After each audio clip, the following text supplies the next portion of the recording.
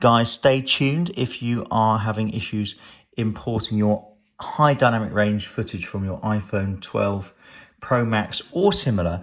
This is going to sort you out. It's an easy fix, okay? There are many workarounds. Lots of people would say because what is happening, you're dropping high dynamic range footage into a standard timeline, so it's really going to blow your whites out. An awful lot of people are just dragging down the highlights, and that's certainly one way of doing it, but this might be a slightly easier way. In the top right inspector window, you can modify your project so that what you're doing is you are selecting a wide gamut HDR. That's part of the process, okay?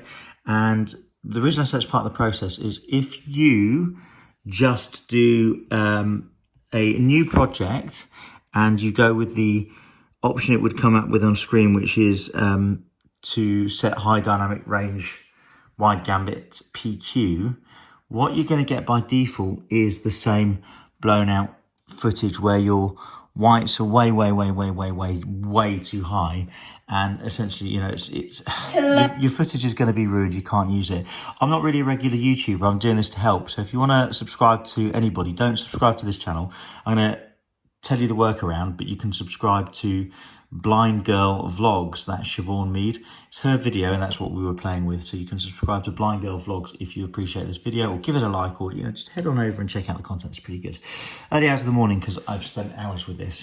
What you actually need to do is, once you've made that modification to the wide gamma range, when you're creating your new library, you need to go down to HLG setting instead, rather than the PQ. And if you do that, and let's be honest with you, I like to think I'm fairly technical, but I'm not absolutely expert. Forgive me, I'm using a screen reader in my left ear, by the way. So what you'll end up with is something that looks a little bit more human. So if we go back to the beginning, same clip, okay, that you saw earlier.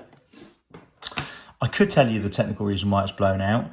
It's partly to do with the screen's not going bright enough, and it's also trying to fit a 10-bit film into an 8-bit file, and it just can't cope with all the colour there. But if you Mr. Bond. If you do the HLG setting, you're going to again end up with something that looks altogether a little bit more acceptable.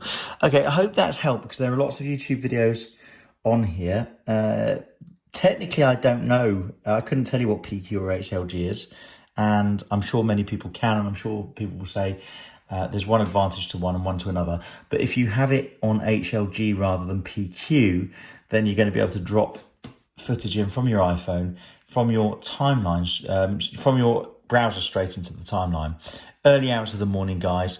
Don't worry about liking this video. If you like the content or it's helped you in any way, go on over and check out Blind Girl Vlogs, because this is her content. I'm going to catch you later soon. Take care.